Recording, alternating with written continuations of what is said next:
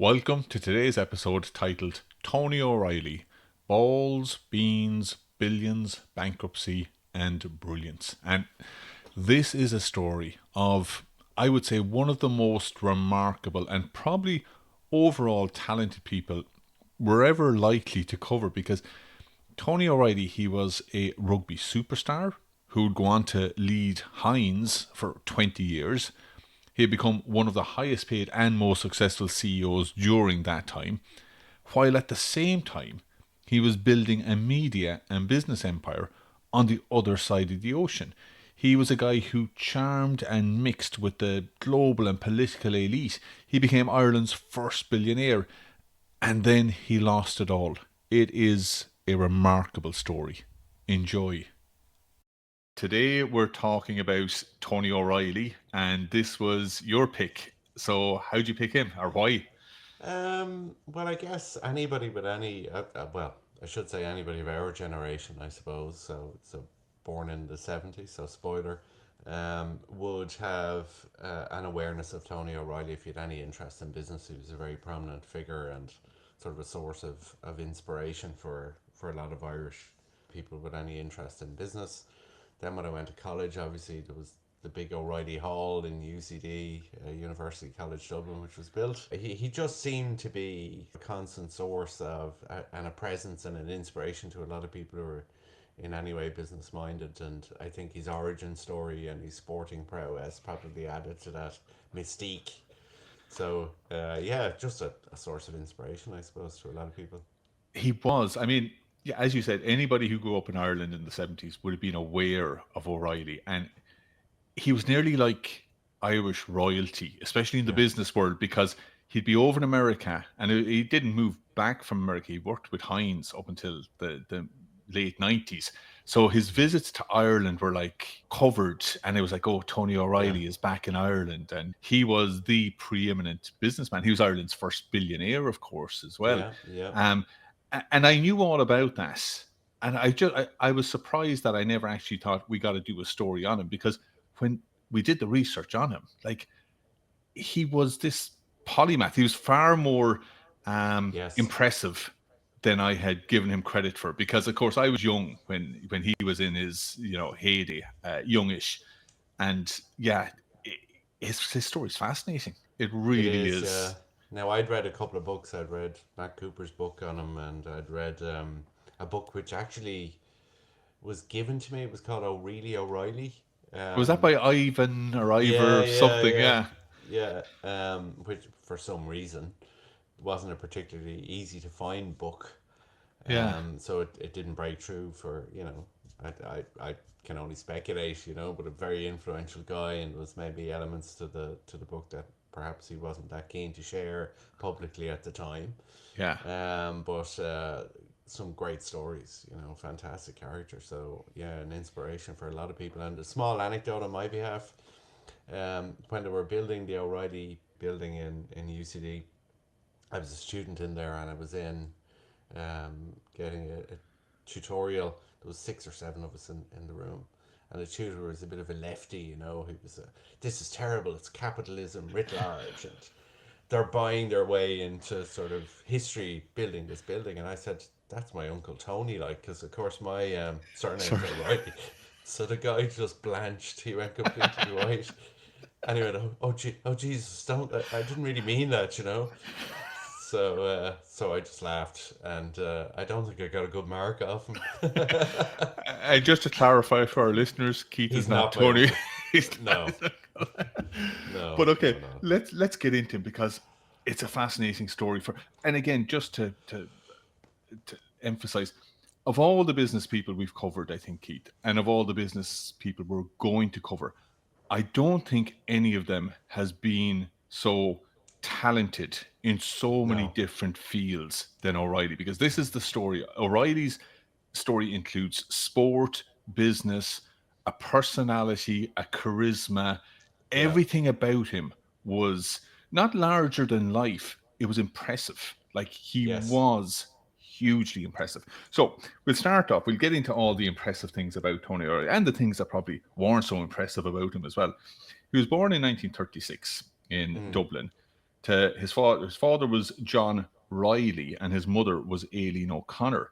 His father had to change his name to O'Reilly when he entered the civil service because, unbeknownst to young Tony, his father had another family down in Yeah. Wicklow, Yeah. 4 kids that he left to be with Tony's mother. Tony and his mother, or John O'Reilly and Aileen O'Connor, actually didn't get married till I think late into their 70s because divorce wasn't legal in Ireland Yeah. back in Yeah. those days. Yeah.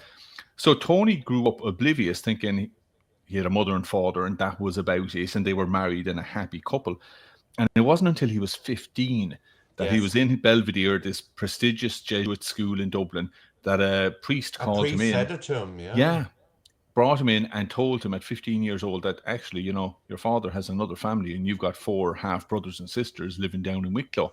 And of course, it was a huge shock to the Mm. system Mm. because not only did this mean that O'Reilly realized that his family had been living a lie, and he actually didn't confront his parents about this at No. that time, No. but it also meant that O'Reilly himself was an illegitimate child. And back in the mid 20th century in Ireland, being an illegitimate child was a huge stigma, like, wasn't it? It was a Yeah, it big was, stain. and I think what you're seeing there is that sort of the influence of the Catholic Church as well. So that had a huge sort of impact and a presence in all of our lives really back then. Oh yeah, right up until the 80s. I mean, illegitimate children, not only was there discrimination against them in so many ways, there was like they couldn't inherit anything, Yes. there was social exclusion. It really was just a stain nearly on your character. It was really bad stuff. But that was, as you said, that was Yeah. the power of the Catholic Church. And I listened to an awful lot of podcasts and read an awful lot of research where people said that this idea that he was a secret child fueled his ambition. I don't think it's that simple. I It, don't either. it almost suggests that every illegitimate child became massively ambitious and successful. Matt Cooper made a very good point that it did. There was a sense of insecurity about O'Reilly that he Mm. always needed to be accepted and that he always had to be better and richer. And there was this outward confidence and not bravado, but that there Yeah. was this inner insecurity. You know yourself, the people who kind of brag the most and are most outgoing like that usually are the most insecure. So there was this inner insecurity, but I don't think you could Yeah. point to it and say that's why he became the person he No, and I was. think Cooper actually called him the name of his book is The Maximalist because he Yeah, had to be the biggest and best at everything. Everything yeah, had to be sort of turned up to the max. But I think Cooper also talks about the relationship, Tony's relationship with his mother, and his mother was his biggest sort of champion and his biggest source of confidence and yeah. self belief. So try not to veer in these episodes too much into sort of pop psychology, but I think undoubtedly it's a driving factor there as well. You It know. is, isn't it? Because when we did, it'd be interesting to see the impact of mothers on successful businessmen. Because when we did Mm. the Jack Welch thing as well, and I don't think we've Yes. released that yet, it was his mother and Yes. the confidence that she instilled in him that was his driving force. Not only confidence, but also the discipline and the scolding that she used to give him as well was the driving influence Yes. behind him. And he would always have pointed to that. So mothers seem to have a big impact on these successful businessmen. The Irish mammy in nearly both cases Yeah, there, you know. yeah, that's true. That's Let's true. not talk about the Irish mammy too much, so. Yeah, what happened to us then? We'd Irish the, mothers. the wooden spoon happened to me, I think. But anyway, so from a very early age, O'Reilly really was outstanding in every way. He went to Belvedere College. He excelled in rugby, and we're going to talk briefly about his Mm. rugby career. But he excelled in cricket, in tennis. Academically, he was top of the class, but also a gifted performer, starring in Gilbert and O'Sullivan Mm. operas. So this guy was an all-rounder, and he went on to UCD, got a law degree. But before we get into his business career, because his business career started around the age of 26. At the age of 18, he was Mm. picked for the Irish rugby team. So he was the youngest Irish rugby international at that time. And for people in America who maybe don't follow rugby, or in other countries who don't follow rugby, um, O'Reilly was what was called a back. He played on the wing. They're sort of the guys who do an awful lot of the running, but they also have to do an awful lot of the defending. But they're Defense. usually the guys who Yeah. score most of the tries.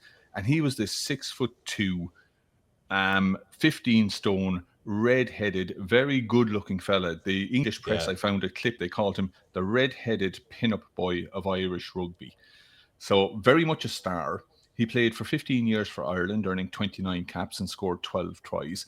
But he really made his name when he got Yeah. picked for the Irish and British Lions. And again, for people who aren't aware of rugby, the Irish and British Lions are a team that are put together once every 4 years, and they comprise of the very best players from Ireland, England, Scotland, and Wales.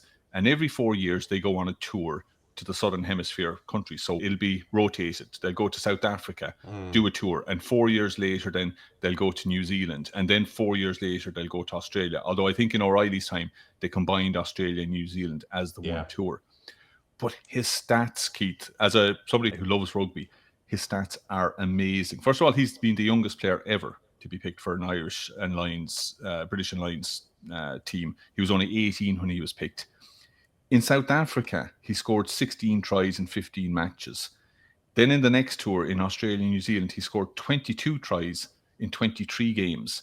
He has the record for the Mm. most tries than any other British and Irish Lions in history. And to put that in perspective, he scored a try literally every game. Ireland's best rugby player and one of the world's best rugby players of the last 20 years has been Brian O'Driscoll. Mm. Brian O'Driscoll scored 46 tries in 133 games. So Wow. O'Reilly's scoring record was unbelievable, like off the chart. But it wasn't just on the field, Keith, as well. There's some really good anecdotes about how, even as just an 18-year-old and then a 23-year-old on these tours, he really cemented his reputation as being the most charismatic, the most Mm. outgoing, the guy in the changing room who had everybody laughing because he could do really good mimics. He could tell Mm. great stories, but also, and Matt Cooper spoke about this in one of the podcasts I listened to, it wasn't just, he had an intelligence, but it wasn't just an intelligence to retain facts, figures, and names, which he could. Matt Cooper said he had Mm. an amazing capacity to retain information. He also had this really deep intellectual curiosity as well. And Sid Miller, who toured with him in the British Irish Lions, has this story about a reception they were at. He said, "We were at a reception and the Prime Minister of New Zealand was there, having just announced the budget. O'Reilly had him in a corner, and after a while we saw the Prime Minister nodding his head. O'Reilly was telling him where he'd gone wrong in the budget." The O'Reilly confidence. he was only 23 at the time, you know. Um, so he had this huge intellect, charisma, everything about him. But before we leave the rugby career, because rugby is really my graw, my love, I suppose. But he did retire from rugby at the age of 26 Mm. to go into business. But he was called back unexpectedly at the age of Yeah. 33 because one of the Irish players had got injured and they were playing England in Twickenham. And so they called up O'Reilly and asked him to fill in. And now O'Reilly by this stage has spent 6 or 7 years in the boardroom and at business lunches. So he'd Yeah. put on a few pounds. And Willie John McBride described him in training the day before the game. And he said O'Reilly's cheeks were wobbling around like jelly, the sweat running down his face like droplets of water on the outside of a window. And at the training, O'Reilly said to McBride that he was a bit worried that the English winger would run rings around him. And McBride came back with, "I wouldn't worry too much, Tony. By the time he runs around you, he's going to be bloody tired." And these are And stories as well that O'Reilly would tell himself. He was well able to take the piss out of yeah, himself. didn't he show up to training in a Rolls Royce and He stuff he like did, that? I and mean, it's apparently just there was a story incredible. as well that during the game, one of the English guys gave him an awful dig, and one of the Irish supporters shouted, "You might as well give his chauffeur a kick in the head while you're at it." so, so Amazing, but he made a lot of connections even at that early stage as well. I he mean, you can did. almost look at the South African experience. He started to build connections down there, and that became an important part of the pillar in his own sort of personal business as well, further But down the you road. can tie them very much to Yeah, the Lions tours because if you look, and we'll talk about his media empire later, he built a media empire in Ireland, New yeah, Zealand, yeah, Australia, and South Africa. So yeah, the three Southern Asian countries that the British and Irish Lions toured is where he built his media empire. So yeah, obviously using yeah. his reputation and his connections there to build the empire.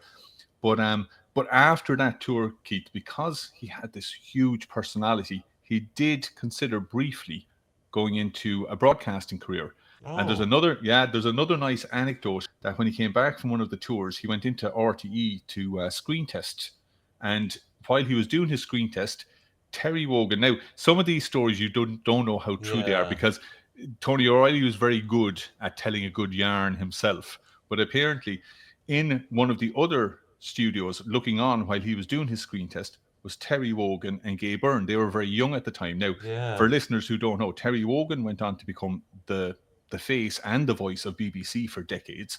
Gay Yep. Byrne went on to become the face and the voice of RTE, the Irish broadcaster, for Yep. decades. So these became the two preeminent broadcasters in Britain and Ireland for decades. But they were looking on at Tony O'Reilly, and Wogan turned to O'Brien and said, "We're screwed if O'Reilly moves into broadcasting." So impressed, Really. apparently, were they by O'Reilly's ability.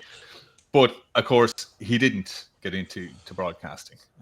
Yeah. He would have been great in politics as well. I mean, the world was his oyster, really. He was this polymath. He could turn his hand at everything. But he got into business anyway, and he very quickly he started off, I think, as a business consultant. Then he moved down to Cork and worked for an agriculture plant company. But at just the age of 26, the Irish Dairy Board brought him on board as general manager, and that's really where Yeah. his career started. Because pretty quickly after he came on board, he was behind the launch of Kerrygold butter, and even to this day, Kerrygold is a Yeah. $1 billion a year brand. It's one of the top butter brands in the world. But he's a fantastic marketing person. Yes. Really, really good. He said, "We weren't selling butter, we were selling Ireland's green fields."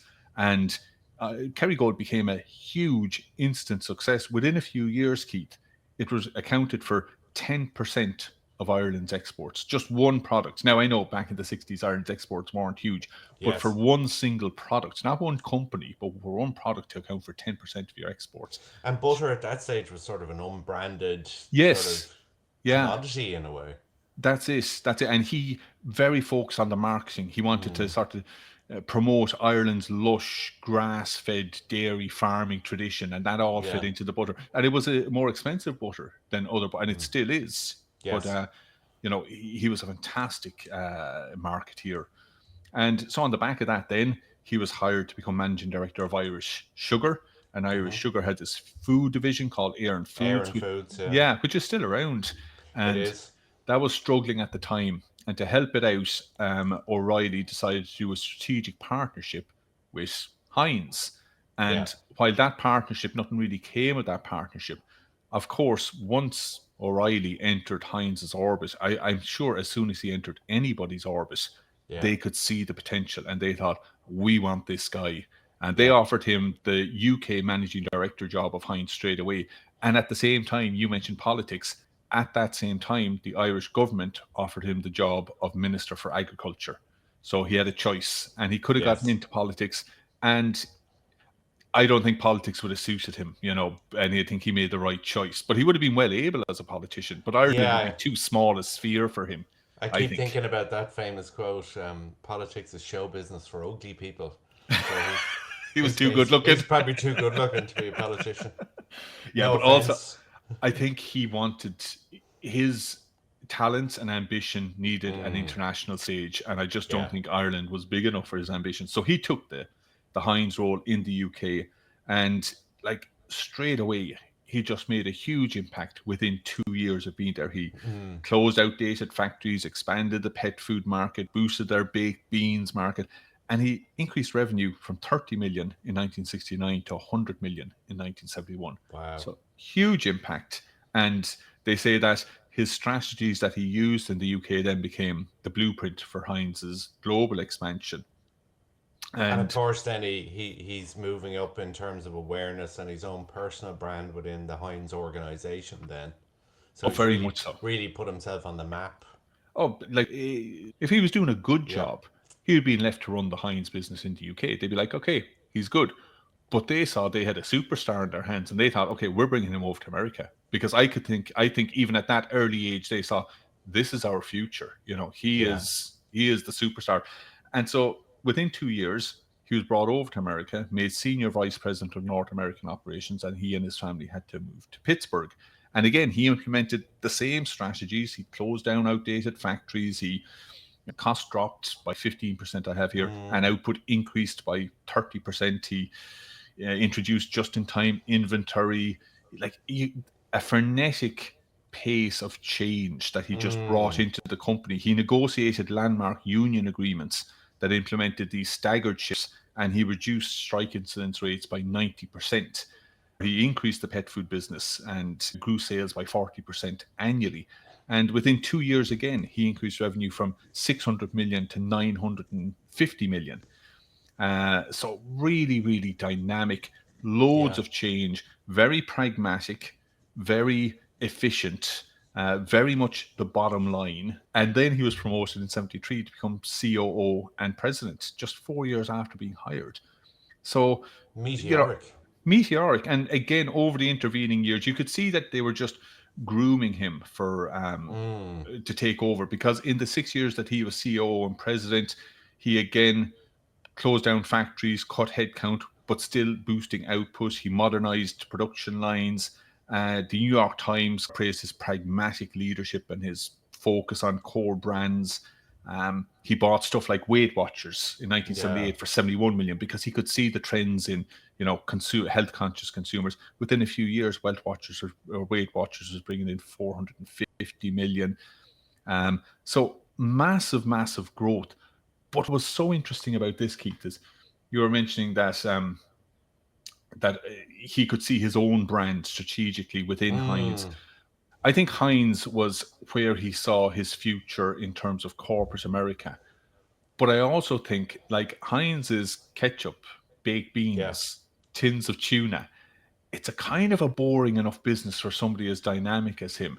And somebody as dynamic as him, I think, needed something else outside of Heinz. And he had something else, because we'll get into his Irish businesses soon. But in the early 70s, while he was in America at Heinz, he was also building his own empire Yeah. over in Ireland. And he said this to his bosses. There's a quote from O'Reilly. He said, I talked to my first boss at Heinz and I said, I have a business in Ireland that I might go back to one day. Do you mind? And his boss said, Tony, let me tell you about America. If the price of Heinz stock goes up, you've got a job. If it goes down, you'll be back in Ireland picking potatoes again. So now, you can you imagine any corporation allowing one of its executives to run a massive empire on the side? It just wouldn't No. happen. I No, think no, it's no. testament to the fact that Heinz said, we're looking at him kind of going, well, he's exceptional. He's going to be our future boss, and as long as he's putting in the results and doing what he's doing at Heinz, he can do whatever the hell he likes. Yeah, yeah. And I think some of the behavior that you see later on, okay, he's in a senior leadership roles in Heinz, but he's sort of flying back and spending his weekend in Irish business and back on a. They're holding the plane for him, and Yeah. he's, and you're like, he must have been exhausted. He must Well, never have seen his family. Keith, his schedule was 5 days a week, Monday to Friday in Heinz, right?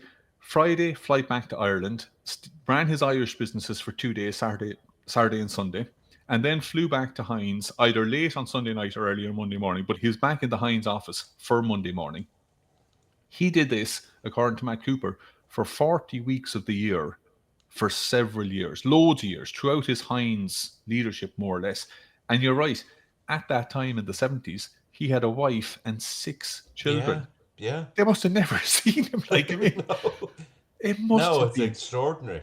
it's crazy. And like during this time, like at Heinz, we talked about the amount of change that was taking place at Heinz. He was putting in huge hours, I'm guessing, into Heinz.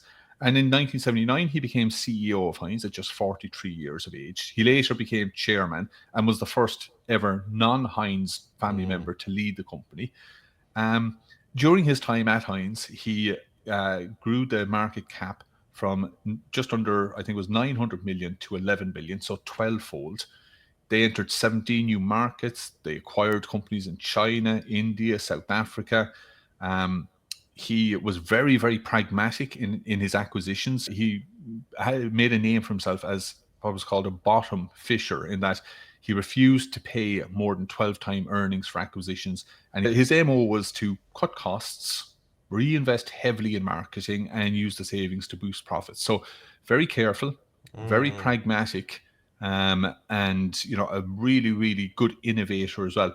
And there was lots of innovations, Keith, but one of the innovations I like, and it's only a small little bit, but I found it very interesting. It was under his watch that the first squeezable bottle of ketchup was introduced. Wow. And this was a huge game changer for two particular reasons. One, it's obvious because glass bottles are heavy and fragile, so they cost a lot more to transport and they broke. So that added to cost. But more importantly, for our younger listeners, they mightn't be aware of what it was like to have a glass bottle of ketchup. It was hard to get the ketchup out. And so a Yes, parent had particularly to, the last bit. yes, so a parent had to dispense the ketchup usually. Okay. But when the squeezable bottles came out, Uh, the children got to dispense the ketchup. And when children dispensed the ketchup, they put more ketchup on their plate. So this led to an Very increase in, interesting. yes, this led to an increase in sales as well. Um, so overall, he did really well. And now we will talk about his personality. He did have a huge ego. That was pretty obvious. Probably hard to see why you wouldn't have an ego Yeah, if yeah. you were that With talented. that success. But the people who worked under him in Heinz, were they spoke very highly of him because he gave them a huge amount of autonomy, but he demanded absolute accountability. Like he was focused on the bottom line. I think he had a memo where he basically said, if you're not growing by 10%, you're not in the game every year. And this is one quote from an executive. He said, Tony is very competitive and his scorecard is the bottom line, but he's also motivated by friendship. He'll go that extra mile for people, so we'll go that extra mile for him. So he had huge loyalty and buy in from the Yeah. people who worked for him. Now, I know when he got to independent news and media, my impression of the people who worked for him was an awful lot of them were like sycophants. They even dressed like him. Yeah, yeah, with his famous two-tone shirts. It's too Yeah. touch. I remember that for our listeners back in it was around the 80s or 90s. This style of two-tone shirt came in where the collar was white and the shirt was either Yeah. blue or pinstripe blue. And Yes. Tony loved these shirts, and he'd wear it usually with a purple or yellow tie. And Yeah, yeah. I remember then you'd see the independent news and media, his media group, their AGM, and every bloody executive on the top of the table was wearing the exact same shirt and That's right, tie. yeah. And the white cuffs as well, Yeah, collars and cuffs. yeah, And they'd have a picture of Tony sort of in the paper quite regularly staring into space, inspired by his latest idea. But I think we should probably loop back in the Irish business, but just before we do, I think it's probably important to put a marker there and say, what you were saying there was you had a conservative, pragmatic, grounded, almost sensible growth strategy in Heinz. yeah. And then the Irish business seems to be the polar opposite. This is what I'm thinking. When I was reading this and I was going through it and I was thinking about it, it's almost as if I was to use an analogy, it's like Heinz was school time for Tony. Heinz was Monday to Friday, It was a where pension, like. yes, and my God, what a good pension. I'll get into his pay in a minute. But Heinz was school. Heinz was Monday to Friday. It was kind of boring. You're talking about ketchup, tuna, canned soup. Very boring. But of course, Tony being Tony, he still excelled at it. He was still by Yeah. far the best at it.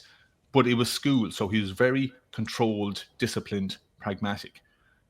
The Irish business was weekend time. And that was Yeah. where Tony let his hair down and he took on huge risks. He took the total opposite kind of strategies. And he obviously worked hard in the Irish's businesses, but he didn't use that same pragmatic approach. It was the total No. opposite. Yeah, yeah, it's really interesting. It's very interesting that contrast between them. And we are going to get into the Irish business, but just you mentioned Heinz was where he, made a lot of money. He made huge amounts of money.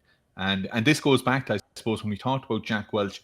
Jack Welch really in the 80s brought in this concept of the superstar CEO, where their pay packets were tied to the shares of the company. And O'Reilly was part of this group of superstar CEOs. In 1992, I think he was the highest paid CEO with 75 million pay package. Between 96 and 98, he took out 105 million in pay from Heinz. And, he got to the stage now, by this stage, 96, 98, and this is where we'll loop back then to the Irish businesses, which had been going since the 70s. But around 96, 98, Heinz's growth had kind of begun to plateau and his pay packet was huge. Forbes had an article where they said Tony O'Reilly's ego and paycheck are bigger than his accomplishments. And so, and he did have a huge ego, but shareholder frustration over the stagnation. He'd been there and in charge for over 20 years. So he retired in 1998 from Heinz. Now, Forbes, who had been scathing about his ego, they did come out with when he retired and said Heinz had the strongest momentum of any food company under Tony O'Reilly with a 15% annual growth rate. So, his reputation Yeah. and his stewardship of Heinz will go down as one of the best in corporate America at that time. So he did well. He did well there. But yeah, let's talk about his Irish businesses now Mm. because that's where the real drama Yeah. happens. So it started in the 1970s, as you said, while he was in Heinz.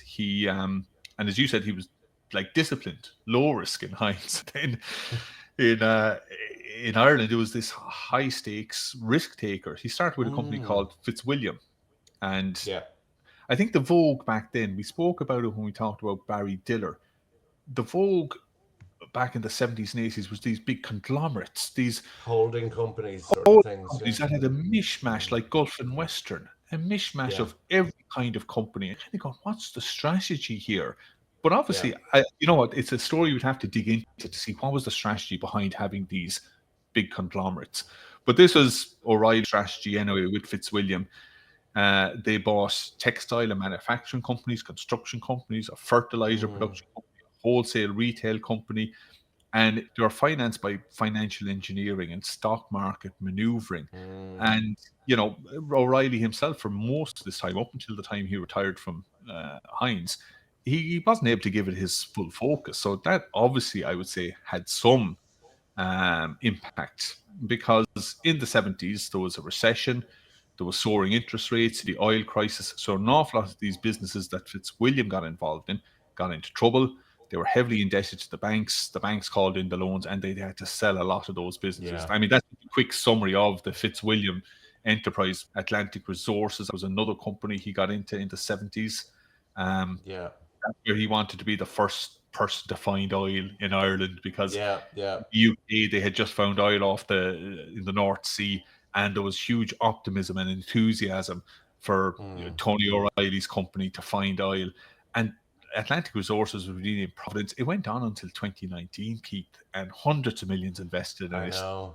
They never really found anything No. significant at all. And telecoms as well. Didn't he dip into a telecom slash TV business? Princess Holding or Yes, yes. yeah, yeah, And there was an awful lot of political controversy about that yeah, because yeah. they had Anthony all around Ireland, and an awful lot of people were bypassing it, and he wanted the politicians to get involved, obviously because they were breaking the law. But the politicians didn't really want to get involved because they'd lose votes, and there was all that. All politics are local, as they say. Yeah, But I suppose his big business really that he got involved in 1973 was independent newspapers, which was one of Ireland's largest newspaper groups, and he rebranded it as Independent News and Media, or INM. Floated on the Irish and London stock exchanges, but he held on to 30% of it and effectively controlled the board, I presume, through voting rights and whatever. And as you said then, yeah, it was through his connections in Australia, South Africa, New Zealand. He expanded it throughout the 80s and 90s, and it was a big significant media enterprise. Like at its height, it had over 200 newspapers, magazines, and radio stations. It had annual revenues of 1.7 billion, but it had a huge amount of debt as well. yeah, And this city, like he yeah. built his businesses on huge debt. Debt. Yeah, Yeah, yeah. Highly leveraged. Yeah. highly leveraged. But for O'Reilly, hugely profitable business. Like he took out massive dividends out of it every year. Like one year he took out 31 million in dividends. He was taking out 14 million on average every year in dividends. And I'm sure he'd earnings coming from every other place. Um, and it's a thing that I'd love to dig into, Keith, too. I mean, we talk about the Barclay brothers buying, newspaper group. Rupert Murdoch newspapers were ingrained in him. He Yeah. was a bit different, but it's a real thing for these business tycoons to want to own media and want to own newspapers. Now, again, for younger listeners, they'd be like, newspapers? But like Yeah. back in the 70s, 80s, 90s, and even well before that, newspapers were very profitable. They were hugely Yeah. profitable.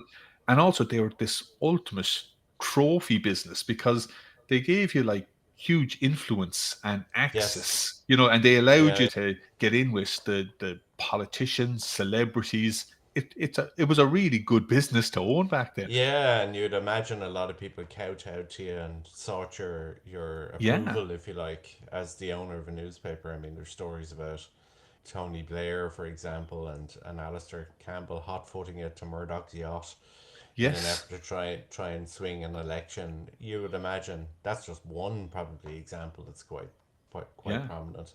Oh, well, I mean, Um, there's the story of O'Reilly in South Africa. He was very friendly with Mandela. Apparently, mm, Mandela, when he first left jail, the first holiday he took was to O'Reilly's holiday home in the Bahamas. And then there was a story of O'Reilly with his business associates down in South Africa, and they ran into a hurdle when they were trying to take over some South African media business.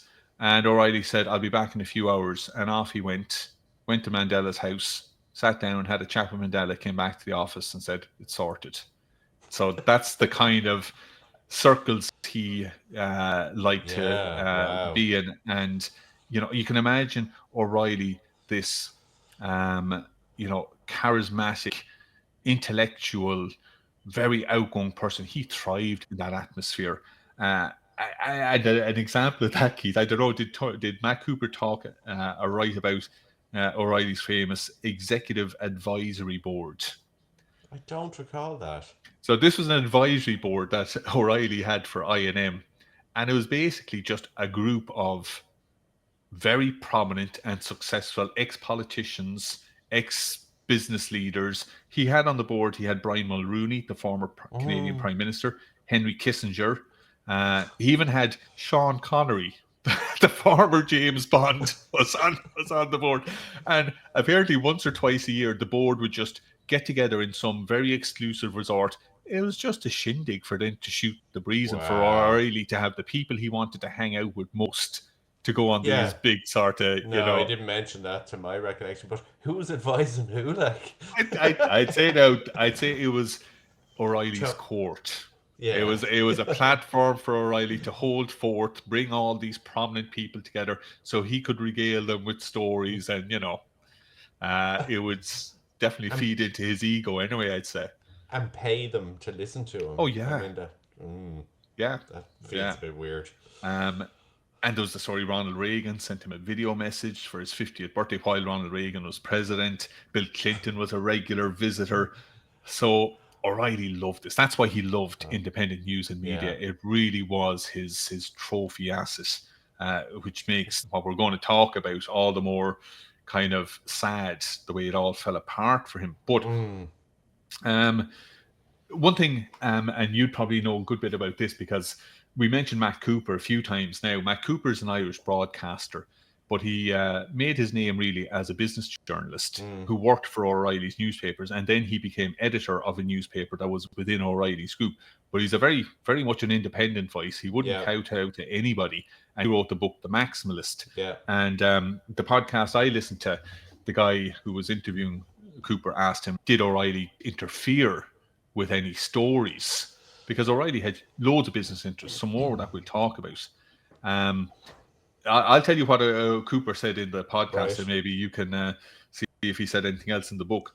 So what Cooper did say was that O'Reilly made a point of never interfering in individual stories, right? So if Mm, if Cooper was writing a story that was harmful or was going to be harmful to one of O'Reilly's businesses, O'Reilly never interfered in that story. And he made a point in meetings when people would say, that's going to be damaging to this business you're in. O'Reilly would say, "I'm not interfering because that would give my detractors ammunition to say that I'm interfering editorially."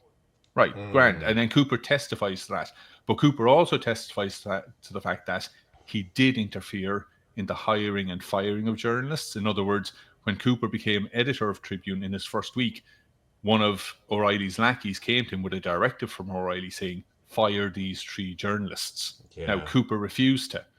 But there's also plenty of instances where O'Reilly would have stacked his newspapers with people who would have towed his line politically. And O'Reilly's politics were not idealistic. They were whichever No. political party aligned with his business interests. And there were very, very obvious cases of where his newspapers came out either for or against a particular political party during Yeah. an election campaign, and the party that they went for were always the party that aligned with O'Reilly's business interests. So he did interfere in a macro level, most definitely. Interesting. So it's almost a subliminal Yeah, towing the line with what Sir Anthony would want exactly. us to You do. don't have to interfere if you've got the right people in place. That's interesting. What I also think is interesting is, was it around, or what period did he sort of set his sights on? And it sounds so quaint at this point, but the second mobile phone network license. So this becomes sort of part of the story of his ultimate undoing and Yeah. crossing swords with his nemesis. So he seems, there's a thread in the book where he seems to sense he's entitled to go for and win Yes. the next mobile network license. Yeah. And of course, it doesn't go that way. No, and you can understand in a way maybe why he felt entitled because again for our listeners, Ireland is a small country. Yeah, O'Reilly at this stage, by the 90s was our we had Michael Smurfit, who's an extremely successful businessman in the paper and packaging industry, but Smurfit very much kept to that space and didn't yeah, move outside of his lane as such, and he was low profile when you compare him to O'Reilly. O'Reilly was the preeminent businessman, and he kind of had this aura about him and the people underneath him as if whatever O'Reilly did was right. He didn't put a foot wrong by this stage. So he probably felt, well, who else is going to get this yeah, license? Who else would yeah, be able to take on this mobile phone license? Now, of course, we shall see that somebody else did take it on, and this somebody yep, else then proved to be a more difficult opponent than O'Reilly had anticipated. And we will get on to him. But before we get on to him, I just want to talk very briefly about he also got involved with Aircom. oh yeah, yeah, And yeah, and this was another kind of a blemish, I think, against O'Reilly because for our listeners, Aircom is Ireland's national telephone business. And in 2001, O'Reilly got together a consortium together with George Soros and other people, and they bought Aircom for 3.2 billion in a leverage buyout. But again, they saddled it with 2.7 billion of debt. And instead of what you would have hoped, this is now when the internet was just taken off, you would have hoped that they would have invested money and built Ireland's telephone infrastructure, as most companies were doing, telephone yeah, companies were doing at the time, but they didn't. Instead, they just slashed infrastructure costs by up to 40%, took as much money out of it as they could, floated the company 3 years later, and made £1 billion dollar or yeah, euro profit. And they had no long term strategy. And why I'm pointing this out is because we'll talk in a few minutes as well about Waterford Crystal, another business he took over. And O'Reilly very much made the point of he was doing Waterford Crystal and taking it on as much of a patriotic cause because it was such a yeah, great brand. But and you can see there's probably a bit of snobbishness in O'Reilly here. Waterford Crystal was this premium brand, so he had this patriotism, and it was an international brand. Whereas Aircom was this national mobile operator, and he just thought, screw it, I'm not going to do anything except take as much money out of it as I could, and I don't really care what happens to it or to the Irish people because this was our national yeah. telephone It network. felt like naked profiteering, really. But It was what was that an indication of financial turbulence for him? possibly. What did he change his tune? Was that another pragmatism? Did he need the money basically? Well, I think you're hitting on a point there that we will get into because as early as 2002, Forbes wrote an article where they talked about how his businesses weren't making much money and they were in huge debt. So he was in trouble financially. But I mean, how Aircom finished up anyway was that it passed from private equity firm to Yeah, private equity firm. And like when we look at it, it was sold, like as we said, for 3.2 billion in 2001. By 2010, Aircom was sold for just 40 million. It had losses of 486 million and it had a debt of 3.8 billion. But I think you're right. He probably did it because he needed the money. Because by this stage, he was, what was Forbes? I mentioned the Forbes article. This from 2002. They said, so how does O'Reilly handle his own investments? Not quite so deftly. a tally of his public holdings, a curious assortment of media, luxury goods, and mining, as well as Heinz shares, show losses of nearly 924 million on their 1.7 billion market cap. And they pointed out that the debt in independent news and media had ballooned to 1.4 billion, which was 1.7 times its market value. So he was in trouble by this stage, Yeah, yeah, you know. that. Um, and then we do get on to, oh yeah, and there was one other small controversy that happened before we get on to the big public feud he had Mm. with Dennis O'Brien.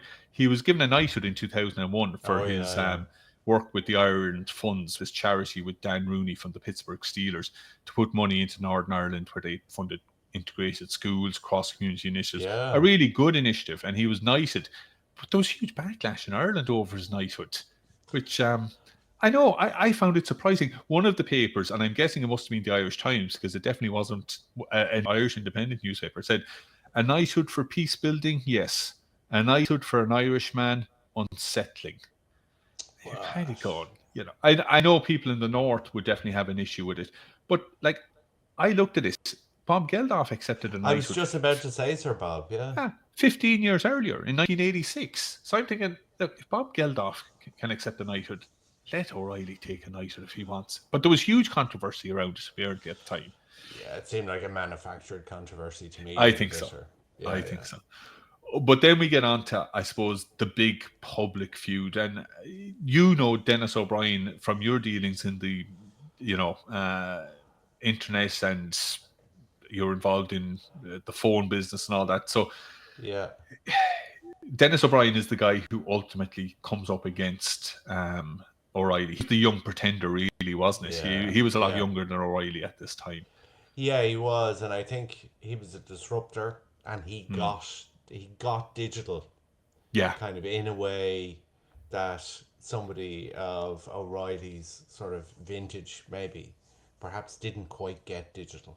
yeah, And I think maybe that's the story here. It's like the epoch changing sort of the old world of publishing and those fancy shirts to to the street fighter. the street fighting disruptive sort of digital led sort of business Yeah, that every newspaper had to become really. yeah.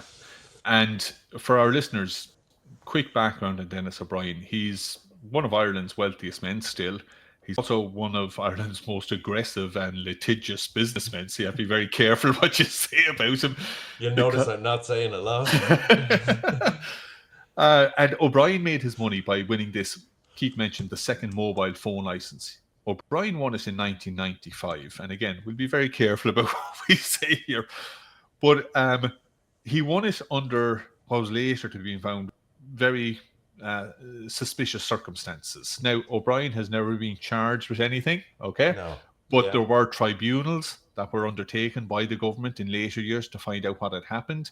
And the tribunals found against O'Brien, and they found that there were suspicious movements of money between O'Brien's companies and the government minister who awarded the second mobile phone license. So, according to the tribunals, again, not that Dennis O'Brien would be listening to our podcast, but anyway, No. one of his lackeys might. According to tribunals, um, they found against O'Brien. And of course, these tribunals were very public. And the second Yes. phone license, O'Brien made a ton of money from it. I think he cashed out with over 300 million, and it set up his fortune. Mm. He went on to become a billionaire. But because of the controversy around these licenses, they were widely reported. And of course, O'Reilly owned independent news and media. So they were the ones who were reporting on this. And this really infuriated O'Brien. He thought his Yes. name was being Dragged through pushed, the mud, sort dragged of. through the mud, and he was blaming Yeah. O'Reilly for this. And he also thought, and again, as well as this, we mentioned the Aircom deal that O'Reilly won. O'Brien went against O'Reilly for that Yeah. business, and he lost. And he felt that O'Reilly had used independent news and media to influence that process as well. And O'Brien really isn't the type of guy who, forgets a grudge. Yeah. And he Yeah. kind of generally tends to try and see that grudge through to the very end, which is what happened here. He's a tough He guy. is. He's very tough. Of course, he denies all of the accusations from a Yes. tribunal perspective and vociferously. So just to Just to put that out there. Yeah, yeah. But what I would recommend is, do a bit of Googling, look at the Yeah, findings yeah, of the tribunal and make up your own mind. you yeah, know. exactly. But I think the animosity seems to be fairly deep rooted. It goes back to sort of the original awarding of that Yeah. license. There's been other speculation that other events also happened over the course of that period of time. But I think what's interesting is they would have been both very prominent. O'Brien's a rugby fanatic, apparently, and a Yes, sporting yeah. fanatic. So I'm sure they must have crossed paths Yeah, and I'm socially. sure there must have been a time where maybe they could have been friends. They would have Yeah, met yeah, and they could have been friends, but who knows what. Well, I mean, lots led to the falling out. And I definitely think that, independent news and media reporting on the tribunals, as they would have, I don't know what O'Brien expected, that they wouldn't report yeah, on them. yeah, I don't know. But he yeah, was very, very bitter about it. And as a result, O'Brien quietly started buying I&M shares. Now, his reason yeah, for doing so, it's either one or several reasons. It was either payback, he wanted to get back at O'Reilly, or maybe it was he saw that the independent news and media was a very, very good media group and he could control the narrative about his own reputation, if he owned them. Or maybe, like every other business tycoon throughout the ages, he wanted this trophy asset, or maybe it was a combination of all those three. yeah. I guess because O'Brien also had radio holdings, right? So He would did. have had Communicore. So he knew news, he knew media, Yeah, and he also had a burgeoning sort of private internet sort of a he did. series of internet holdings, including my former alma mater, IrishJobs.ie. So Yeah. I think probably he probably had a sense, not a sense of destiny, that's a bit grandiose, but he was probably looking at this relic of the old media world, thinking, I know how to run new media businesses. Yeah. But it didn't turn out well for O'Reilly, as we'll go into, but it didn't turn out well for O'Brien No. either. So in 2006, he started buying shares, and O'Reilly initially didn't see him as a threat until O'Brien kept on gradually building his shares up and up and up.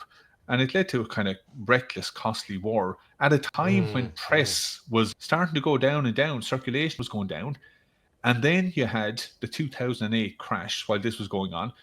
Independent news and media, I don't know what percentage of their revenues was coming from property advertising, but a Yeah. huge percentage of it. Yeah.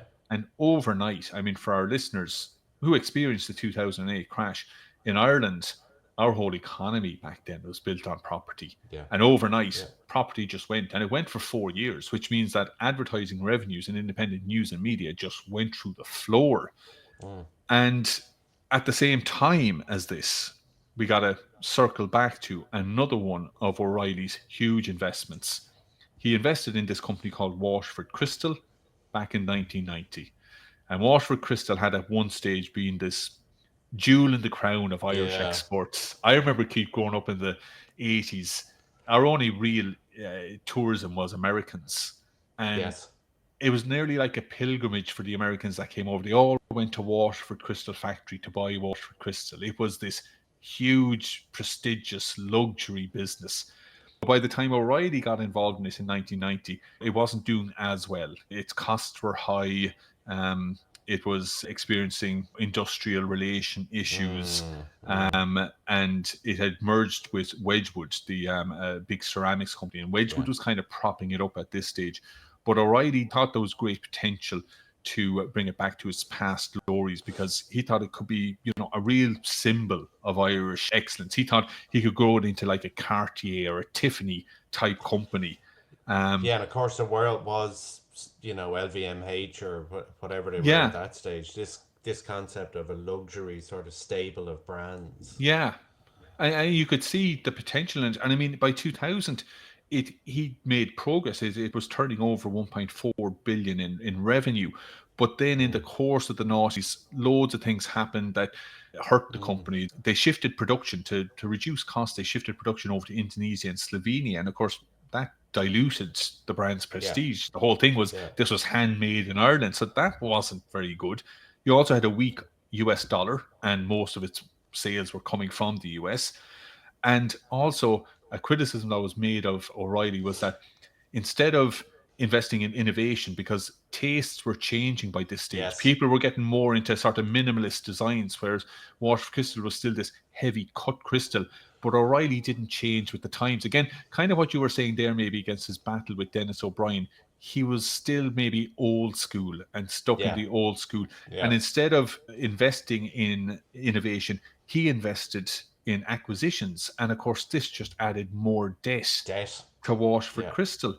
And they didn't, again, getting back to what you said, they didn't have an online website until 2007. So they were well behind the curve. Wow. And by 2007, their sales were down to 670 million, half of what they were in 2000. And then, of course, again, the 2008 crash happened. And sure, that was the end of it. I mean, there was no luxury buyers after No. 2008. And the other thing that's always puzzled me is and maybe it's just sort of the experience I would have had growing up, but Waterford Crystal was in sort of in a cupboard or a Yeah, glass case, and you would buy it once. yeah, yeah. You weren't going to go and buy another one, and And you didn't it even didn't use change. it. No, and it didn't really change. And God No. help you as a kid if you went near it, like. And this is it. And it was bought as a wedding present as well. Now, an Yeah, awful lot of the time it was bought as a wedding gift. And a wedding gift for a couple back in the 60s, as we said there, is a lot different to a wedding gift for a couple in the yeah, 2000s. They didn't want a big, heavy piece of cut crystal. They wanted a stylish, piece of yeah. glass, something a lot different. And they just didn't move with the times. But the big tragedy, we talk about his debt, and he took on an awful lot of external debt to finance these companies. Mm, But he personally, together with his brother-in-law Peter Goulandris, because by this stage mm, O'Reilly married Chris Goulandris, I think sometime in, I think it was 1990 or something like that. And she and her brother came from a very wealthy Greek shipping family. mm. And O'Reilly and his brother-in-law personally had put in 540 million into Waterford Crystal, and it went bust in 2009. It went into receivership. And what's interesting, Keith, I just looked it up because I thought, well, what happened to it after that? Well, a US private equity firm bought it in 2009 for 107 million, right?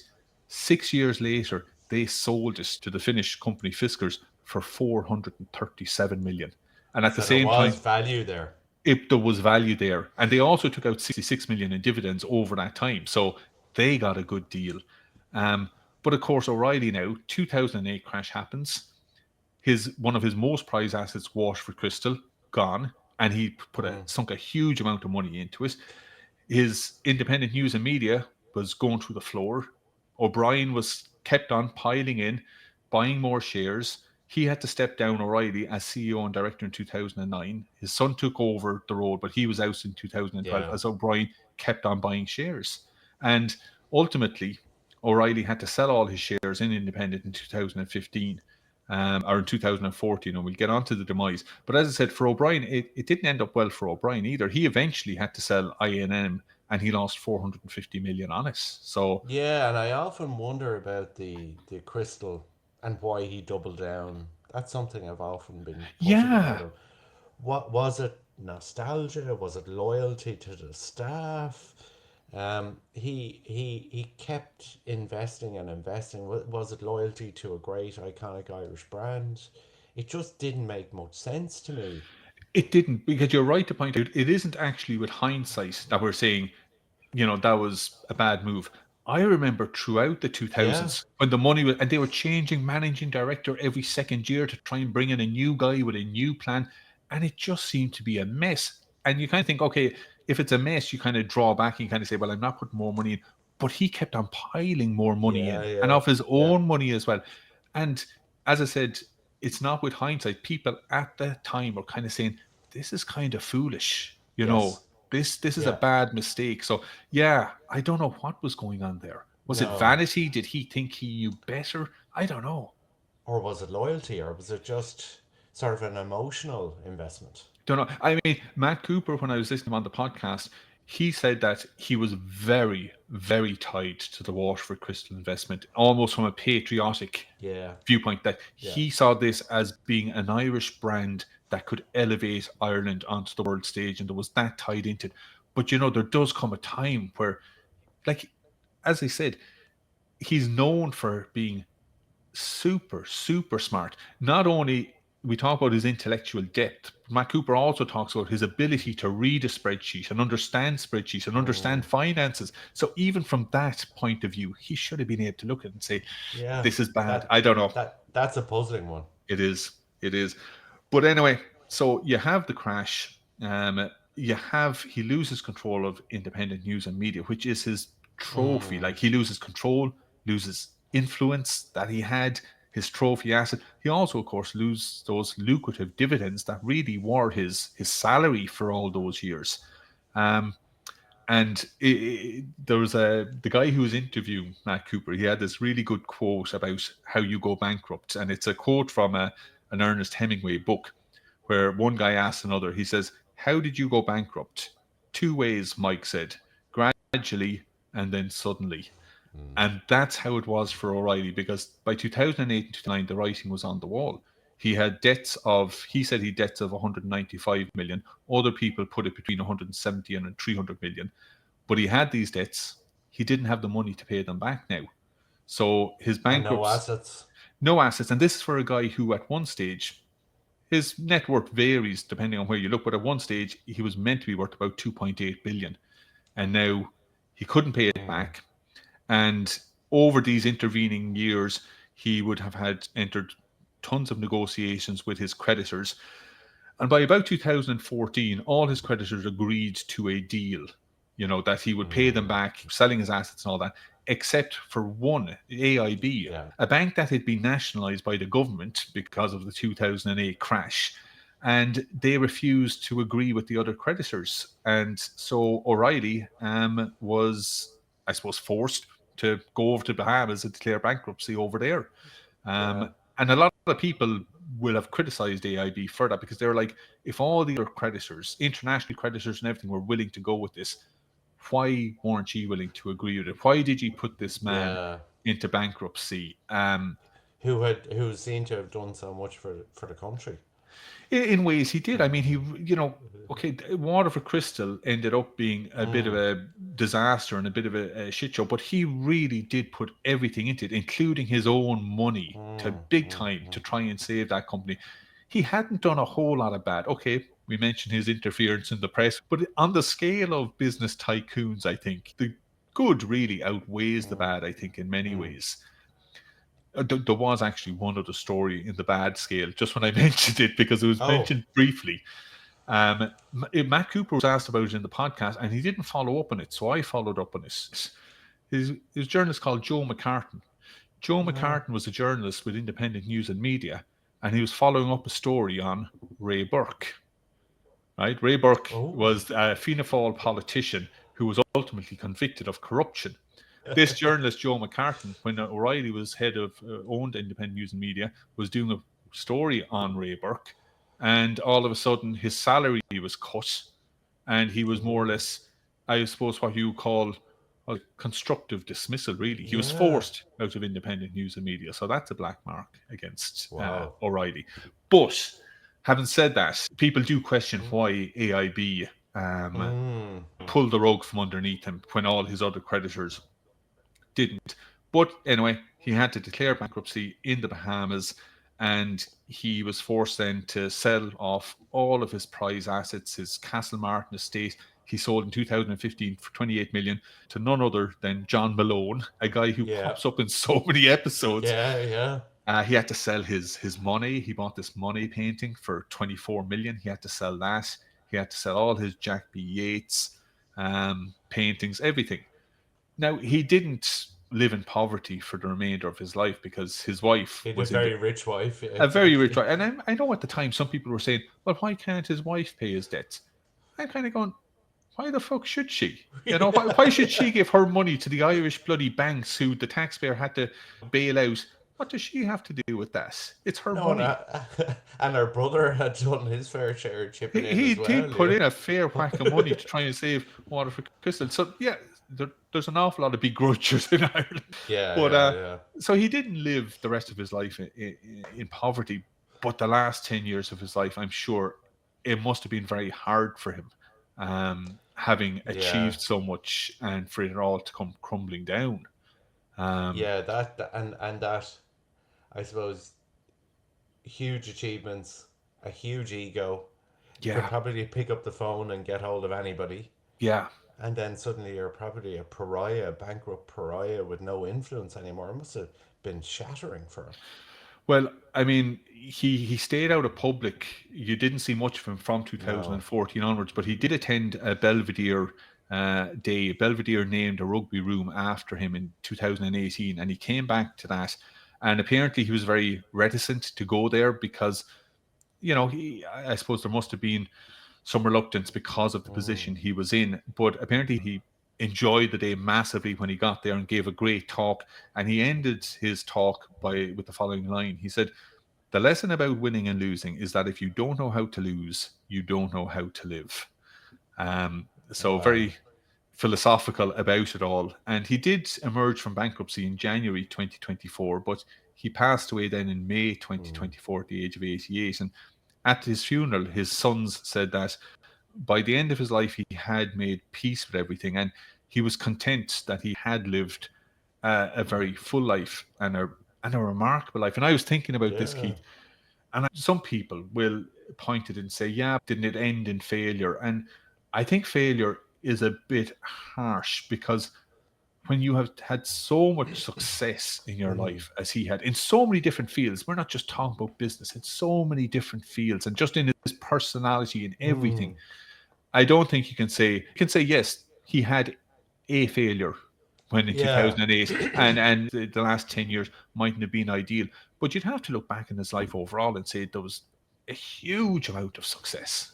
Yeah, it's almost Shakespearean. The final act was a Yeah, tragedy in a way, but the rest of it was quite the opposite, I'd say. the rest of it was dazzling.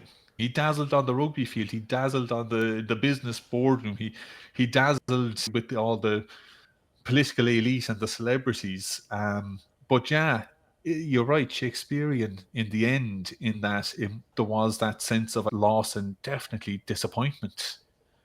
Yeah, I suppose you would hope that in some way, from a human perspective, he didn't dwell on that final act too much, and he was able to enjoy looking back on his achievements for his own sake, I would hope so. rather than being some sort of a Citizen Kane type character looking Yeah, back with anger and regret, because it is a remarkable life. it is. And a remarkable story. And thanks for bringing it up, Keith, because I hadn't thought about Tony early. Maybe because he was so close to home. So, yeah, great story. Brilliant. Cool. Great. Looking forward to the next one. Alrighty, have a good one. Okay, dokes. Cheers. See ya. See ya. Bye. Bye. Bye. Bye.